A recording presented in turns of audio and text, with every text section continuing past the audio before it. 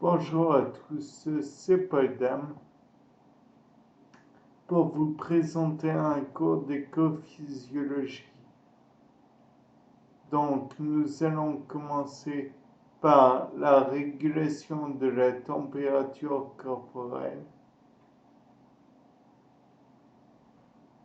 Donc, tout d'abord, la température en elle-même, c'est une grandeur physique liée à la notion immédiate de chaud et de froid, comme chacun sait, ainsi qu'à l'agitation des atomes et des molécules.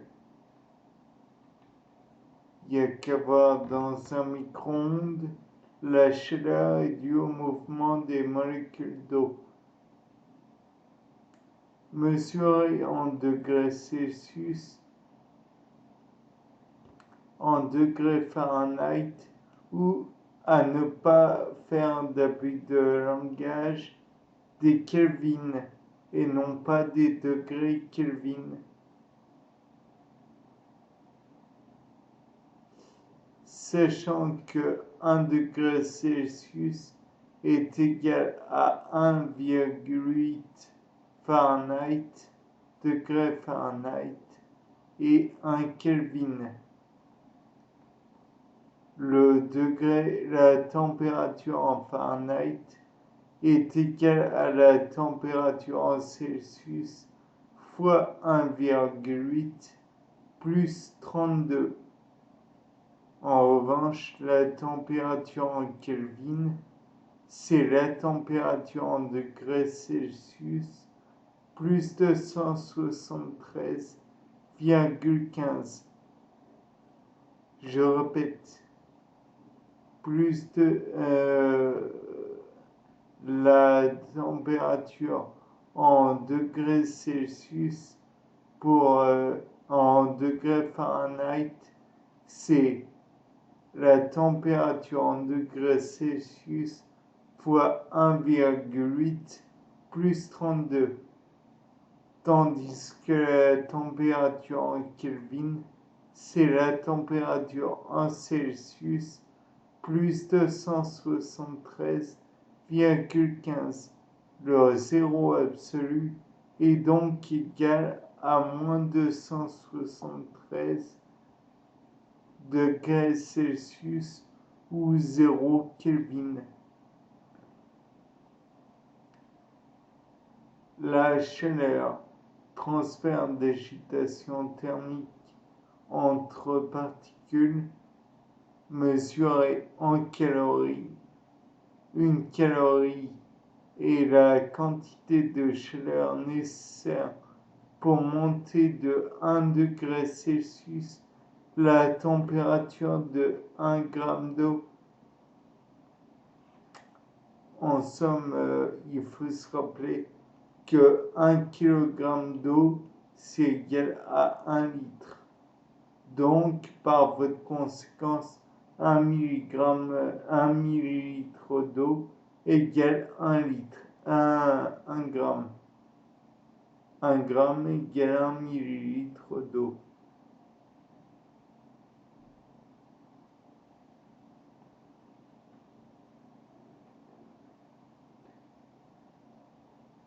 Par la suite, la physique du transfert de chaleur toujours. Donc la conduction, transfert de chaleur entre deux corps en contact direct, solide, liquide ou gaz. Une idée particulièrement, particulière pour illustrer la conduction, c'est le fait que quand vous faites un grill, vous faites de la conduction de la plaque chauffante vers l'aliment. La chaleur établit des gradients thermiques.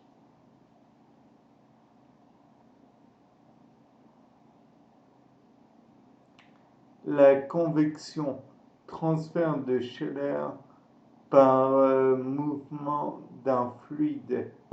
Et attention, fluide, c'est soit un liquide, soit un gaz.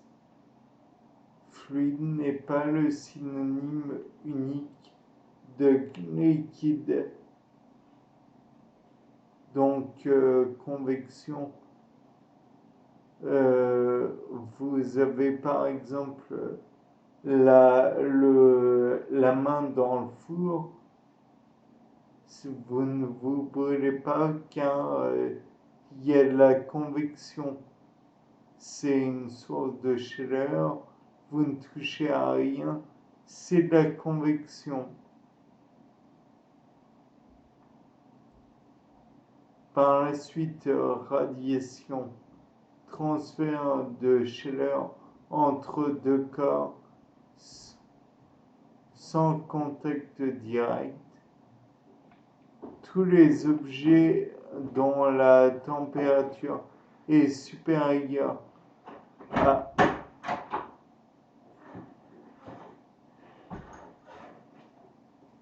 0 Kelvin émettent de l'énergie électromagnétique proportionnellement à leur température.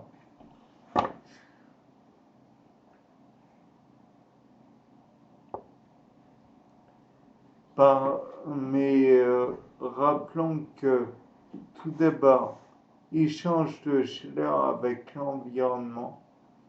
Donc tout d'abord, il faut savoir que l'astre solaire nous envoie de l'énergie via son rayonnement,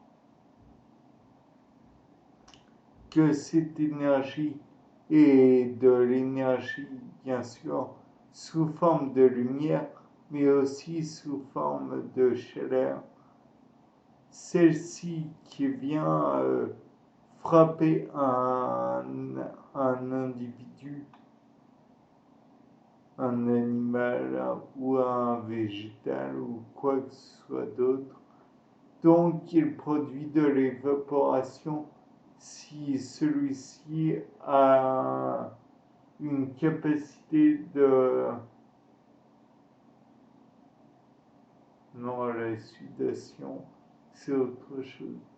Donc à partir du moment où il y a de l'eau, il y a de l'évaporation dans le vivant. De plus, celui-ci va chauffer et si l'on entre en contact avec l'animal, celui-ci va conduire la chaleur. Mais il va aussi réchauffer l'environnement.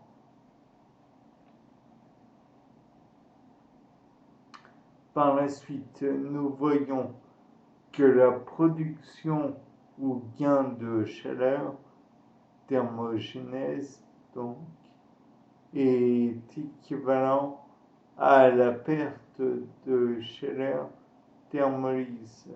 D'accord.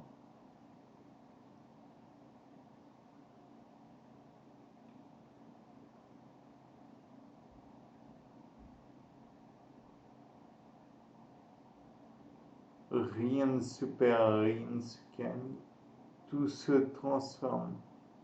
Variation de la performance de l'organisme en fonction de la température. Chaque organisme possède un intervalle dans lequel la performance varie. On définit la température optimale comme étant celle à laquelle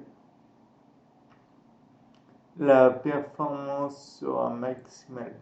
Au-delà des températures critiques, c'était min et c'était max, toutes les activités sont rendues impossibles.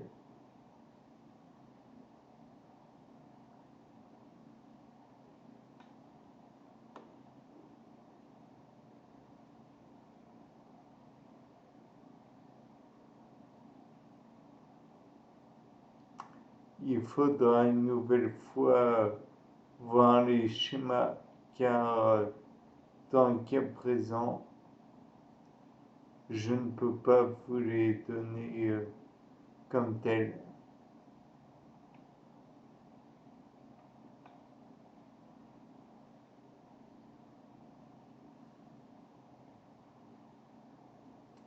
Il est intéressant de remarquer que l'appellation que l'on faisait avant de sang chaud ou sang froid n'est plus valable.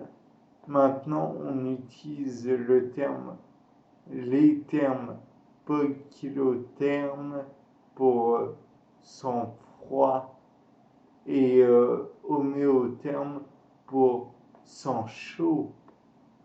Parmi eux, on retrouve donc parmi les homéothermes, les mammifères, qu'ils soient terrestres ou au contraire aquatiques, comme les cétacés, les oiseaux, et on retrouve dans les poikilothermes les amphibiens, j'allais dire batraciens, mais on ne parle plus de cela. Les poissons, encore que vous savez que poisson, c'est un terme un peu ambigu.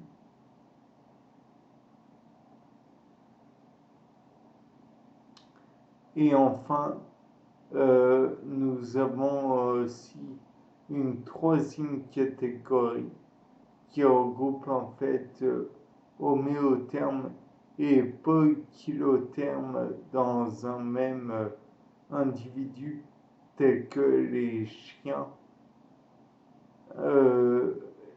à savoir hétérotherme.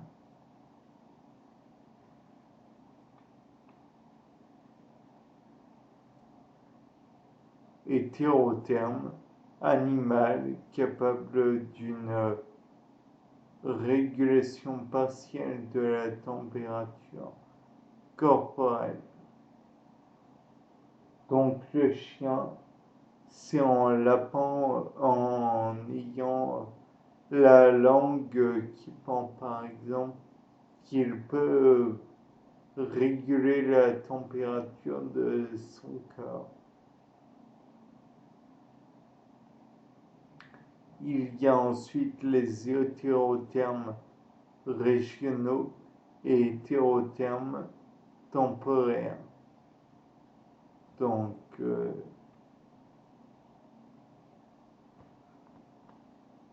hétérothermes régionaux, naturellement, vous l'aurez compris, c'est pour une région du corps seulement qui est chauffée.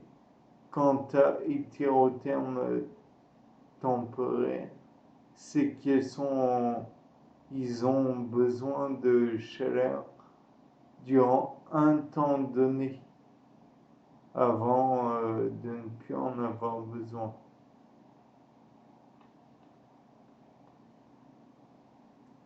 Pendant l'incubation, le python augmente de 9 fois la consommation de dioxygène pour faire monter sa température corporelle. La chaleur est produite par des contractions musculaires fortes. La femelle du python perd 30% du poids en 30 jours.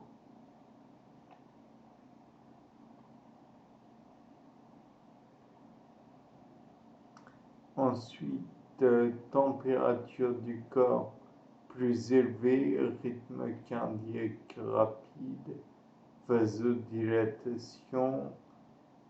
Pour un iguane qui serait exposé au soleil alors qu'il repose doucement sur un rocher,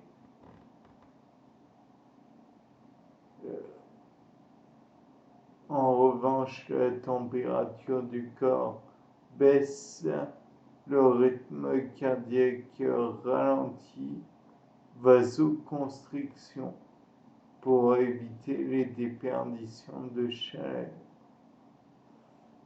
Donc, l'iguane marin de Galapagos se réchauffe et se refroidit à différentes vitesses, montrant ainsi une régulation active des échanges avec son environnement. Sur Terre, l'iguane qui se chauffe au soleil absorbe de la chaleur à partir du rayonnement solaire.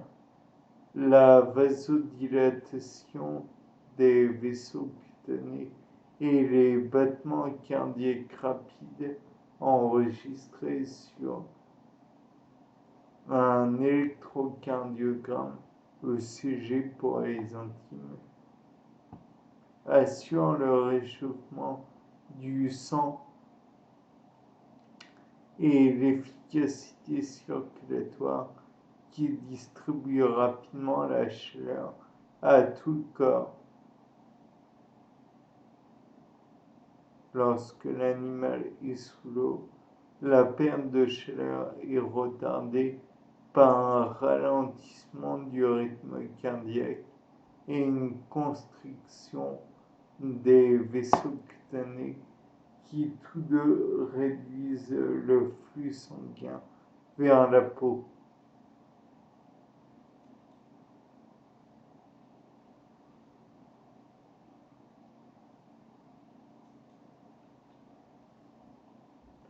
En deux termes, animaux qui produisent leur propre chaleur métabolique, ectothermes, animaux qui produisent la chaleur, peu de chaleur métabolique, ils peuvent employer des sources d'énergie externes, comme par exemple le soleil.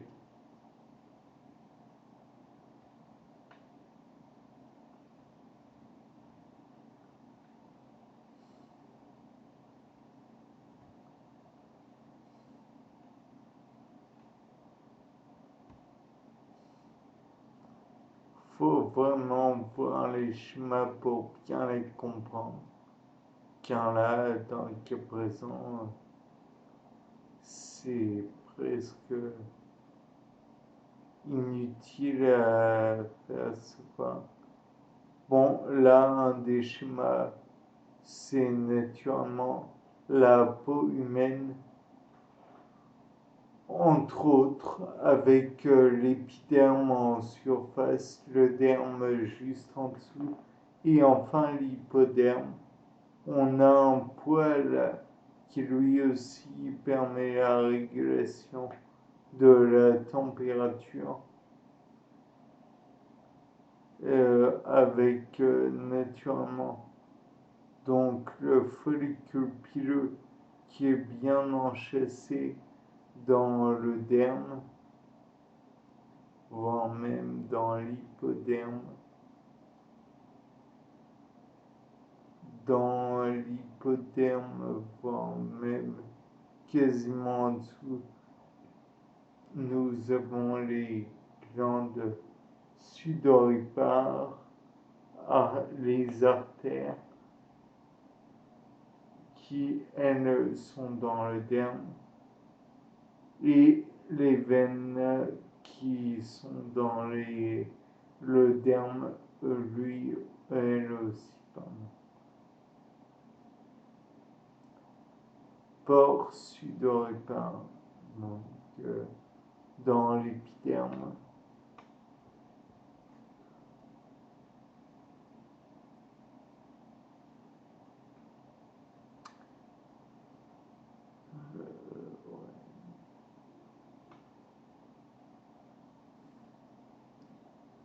L'animal reste dans un terrier frais pendant la journée. L'humidité respiratoire se condense dans les voies nasales. Eau métabolique venant de graines sèches. fesses déshydratées avant la défécation et enfin urine concentrée par le contre-courant de Lance de Henley.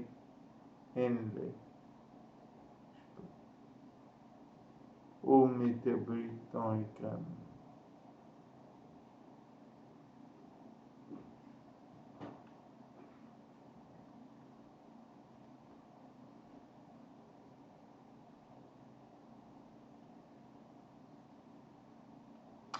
Quand l'eau est limitée, les grands animaux, comme le chameau, montrent de fortes augmentations et lentes de leur température au long de la journée.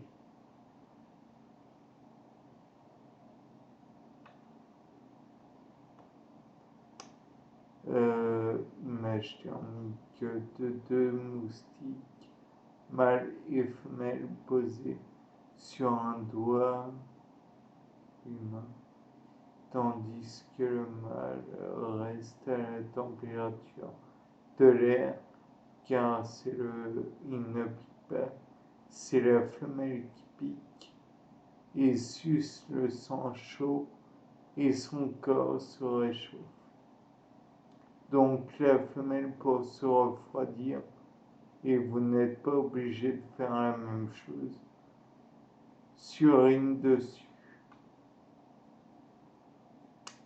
La petite gouttelette d'urine et sang s'évapore, dissipant la chaleur du corps du moustique, qui se refroidissent, comme on peut apprécier dans les images thermiques à droite.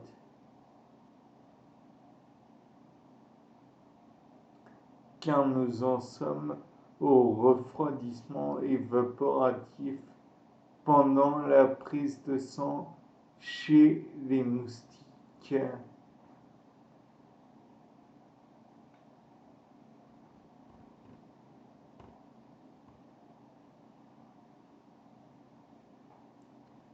Donc là, comme toujours, même topo, il faut avoir les images aussi sous les yeux pour comprendre, mais on peut lire. Au fur et à mesure que la gouttelette grandit, la couleur de l'abdomen du moustique change graduellement de rouge à jaune en indiquant une chute de la température de l'insecte. Donc, en somme, il se gorge de sang, il chauffe, mais il refroidit dès qu'il surine dessus. Et donc, on voit ça sur les photos. Thermorégulation chez les étoiles de mer. Donc là, on dirait plus une image psychédélique.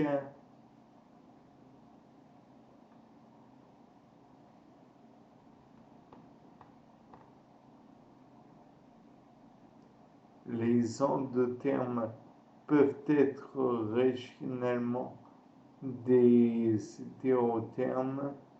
Les températures des extrémités des oiseaux et des mammifères arctiques sont inférieures à environ 38 degrés Celsius à la température centrale.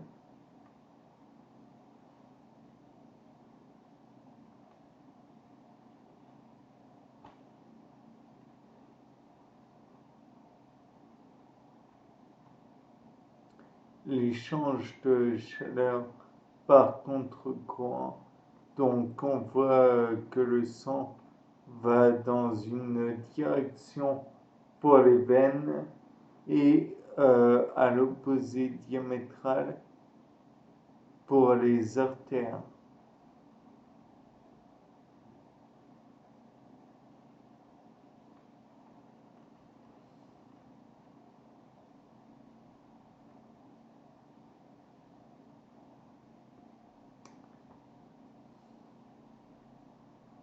Donc, dans la truffe d'un chien, on repère différentes températures.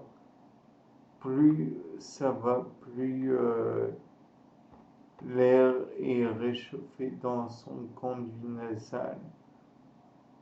Pareil pour ses pattes, on voit que aux extrémités, c'est plus froid que sous les poils. L'os est très froid et sous les poils directement, c'est plus chaud.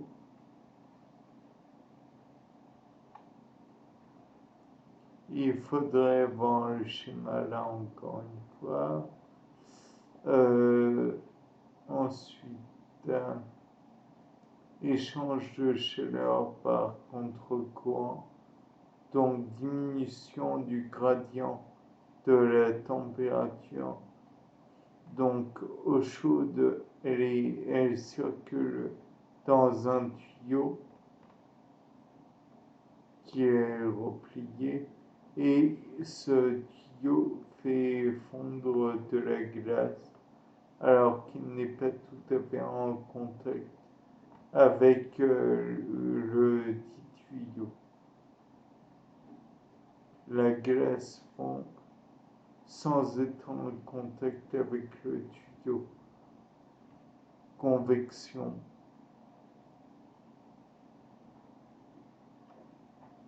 Et non conduction, car il n'y a pas de contact véritable.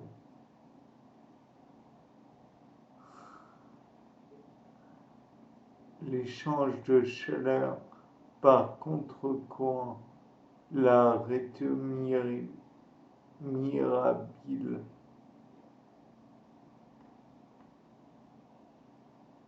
retemirabile.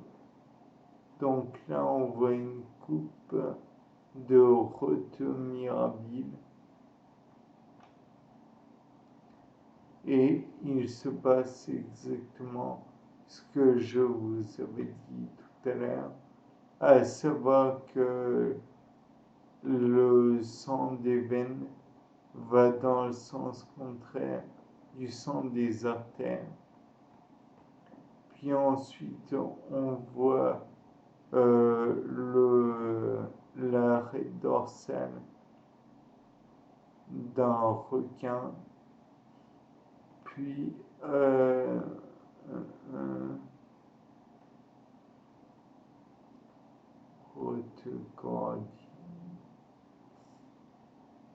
donc on voit le système veineux dans la tête d'un chien, sachant que les veines et les artères vont d'abord irriguer le cerveau, puis en s'entortillant entre guillemets autour des veines, les veines vont jusqu'à la truffe échangeur nasal et là ces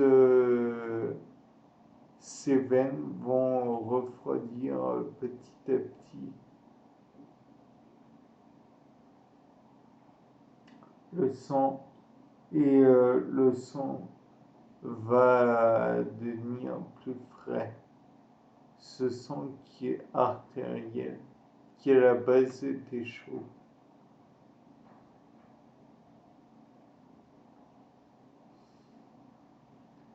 On pourrait faire un lien avec les centrales nucléaires, mais le temps nous est compté. Donc, nous ne forcerons pas les choses là-dessus. Donc là, on a le schéma d'un mouton ou d'un individu Oui, j'ai dit mouton, mais pas forcément.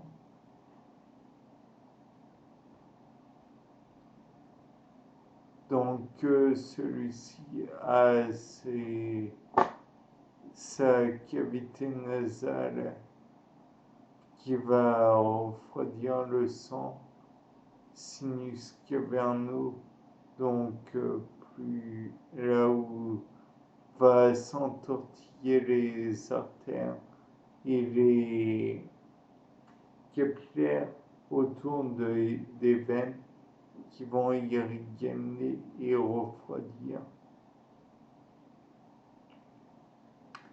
Ces capillaires ont vascularisé dans le cerveau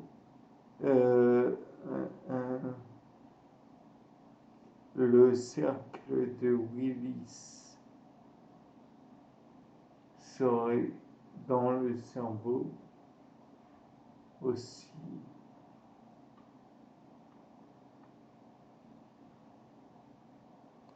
Il faut vraiment avoir les schémas pour comprendre tout ça. Donc, le papillon Manduca sexta développe une thermogénèse avant le vol. Donc, il produit une neige globalement avant le vol. Un frissonnement des muscles thoraciques du vol provoque une forte élévation de la température thoracique avant le vol.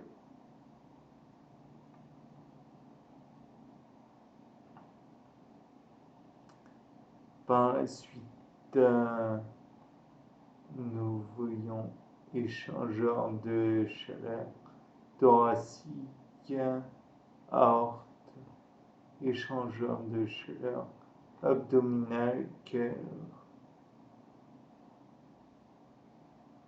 Illustration des mécanismes utilisés par les lépidoptères cuculidés en haut et Manduca sexta en bas.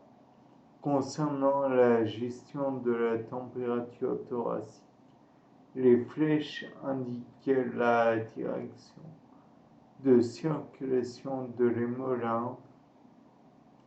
L'hémolymphe froide en noir, en provenance de l'abdomen, se réchauffe progressivement au contact des muscles alaires et est pulsé dans la direction opposée de nouveau vers l'abdomen. Chez les cuculidés, il y a deux zones d'échange de chaleur à contre-courant, tandis que M sexta, je ne vous rappelle pas que c'est Manduca sexta,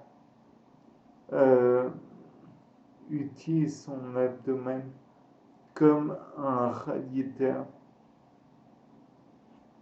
et gère sa température thoracique en ajustant la vitesse de régulation de l'hémolymphe.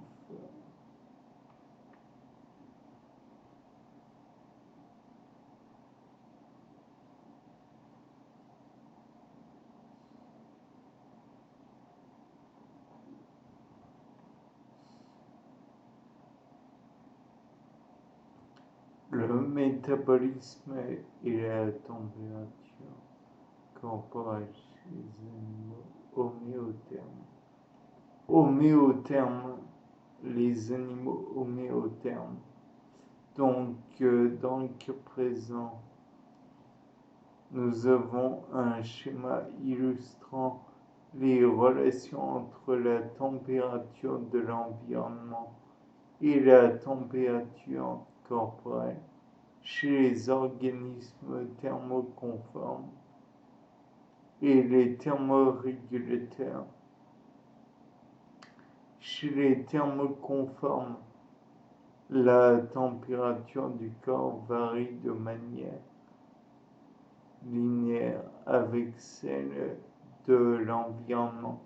Chez les organismes thermorégulateurs, la température corporelle dépend peu de la température externe.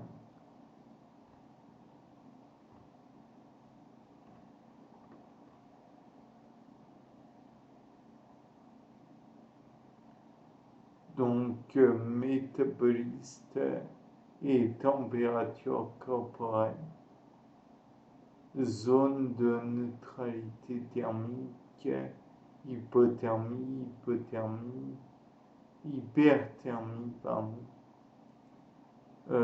taux métabolique, zone de régulation métabolique, barrière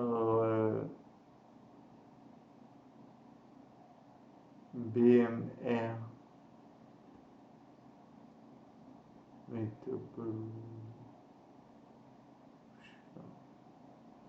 zone de dissipation active de chaleur, LCT, température ambiante, UCT.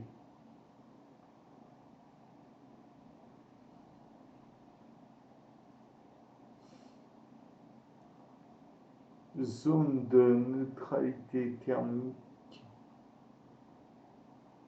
Donc là, on a la thermogénèse ou thermolyse. Les espèces tropicales maintiennent un taux métabolique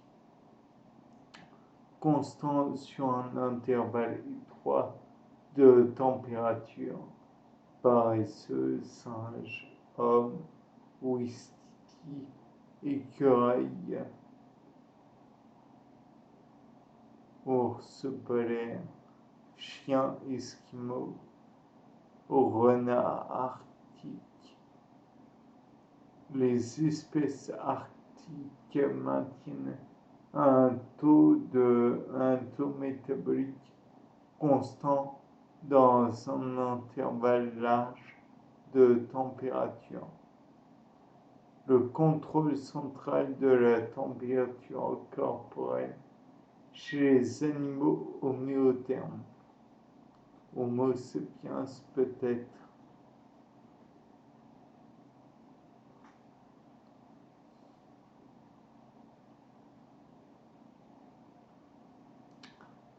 Donc cela est dû en partie grâce à l'hypothalamus qui envoie des ordres pour refroidir aux glandes sudoripares si la température du corps augmente trop naturellement.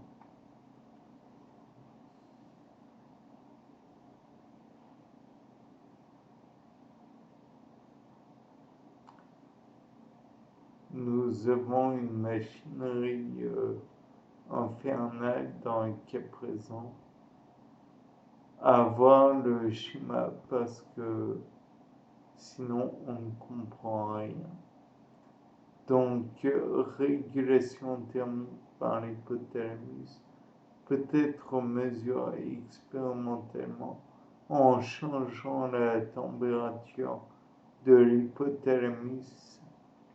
L'appareillage mesure la sensibilité thermique de l'organe et les variations thermorégulatrices en réponse aux changements de température qui sont obtenus grâce à une thermode, une électrode permettant de relever la température en somme, implantée dans l'hypothalamus et perfusée par de l'eau.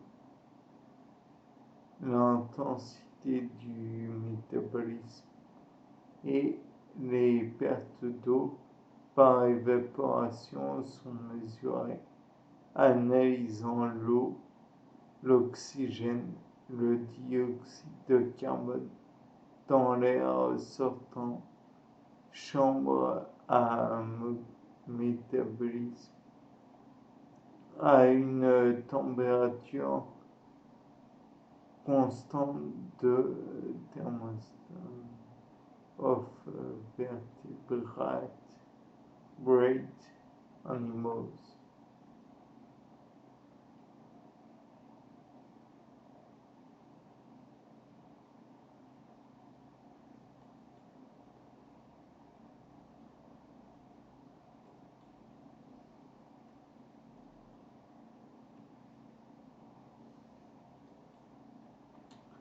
Température du neurone, donc chez le lapin, quand la température ambiante est de 10 degrés Celsius, les pertes de chaleur par les oreilles augmentent brutalement. Quand la température centrale augmente, la température centrale est augmentée en obligeant les lapins à courir sur un tapis roulant.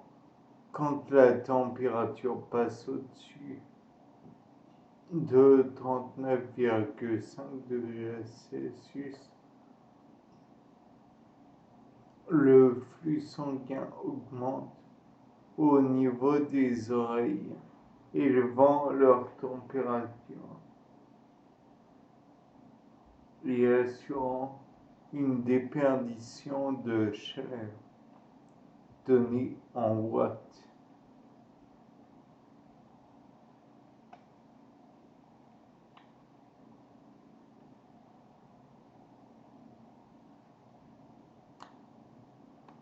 Constriction, donc avec le froid, frisson, contraction, métabolisme de base, réponse pilomotrice, comportement diminuant à la thermolyse.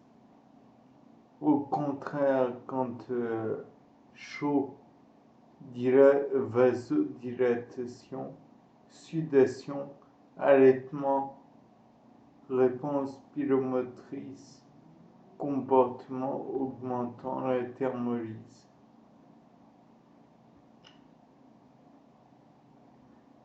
Tous les deux sont des centres régulateurs hypothalamiques qui est lui-même mis à contribution lors des différentes températures que l'on a vues précédemment.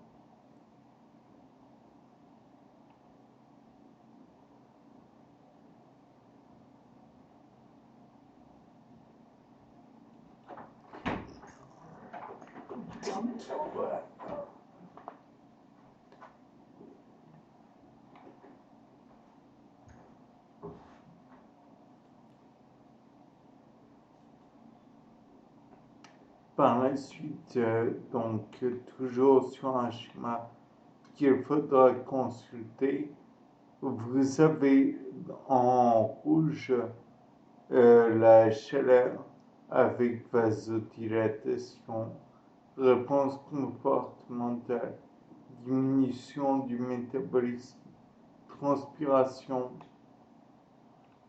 et au contraire en bleu, vous avez donc, ça doit être le froid, à mon avis, naturellement. Le frisson, la piloérection, augmentation du métabolisme, comportement particulier, réponse comportementale, vasoconstriction.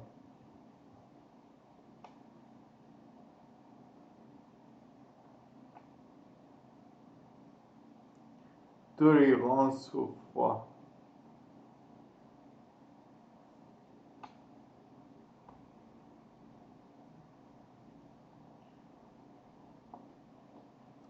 Réponse typique au froid chez les insectes dans un environnement dont la température est en dessous de leur limite de tolérance. Donc, voilà. Lors d'une exposition à des températures négatives, les insectes peuvent éviter le gel en synthétisant des sucres par exemple, ou pour tolérer le gel grâce à la formation de cristaux de glace au dehors des cellules autour d'INA SP Supercooling Point, d'après Lee en 1989.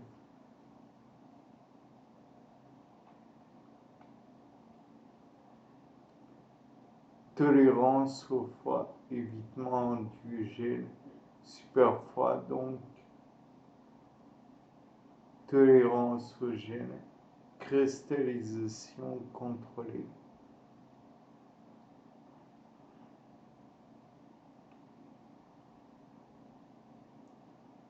Là, on voit 4 schémas, donc l'un super refroidissement avec des... Non, il vaut mieux que vous voyez le schéma par vous-même. C'est mieux que d'essayer de les décrire.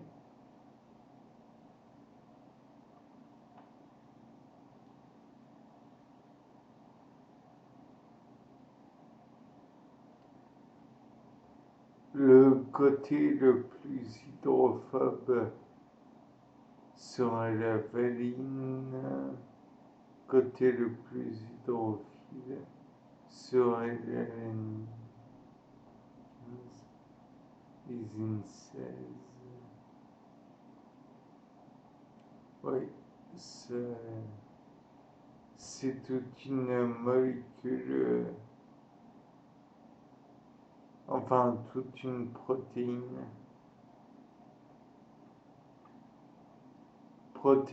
de choc thermique.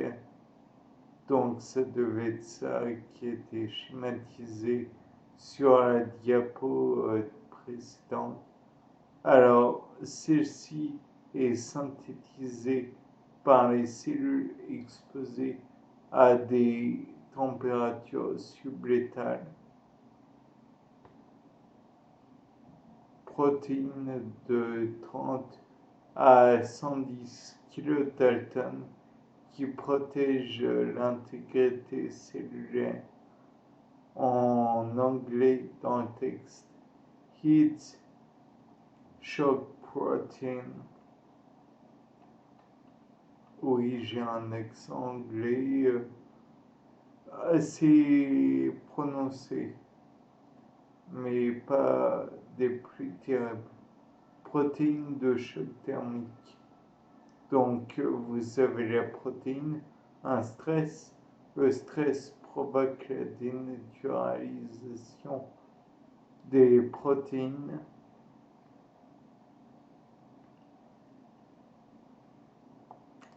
Puis s'ensuit une unfolded protein, dénaturation de la protéine.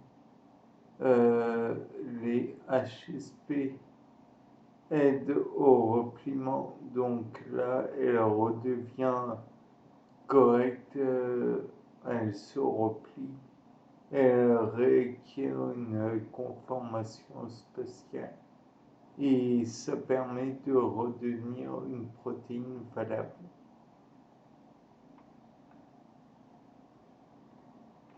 Donc en fait c'est pas dénaturalisation, c'est dénaturation.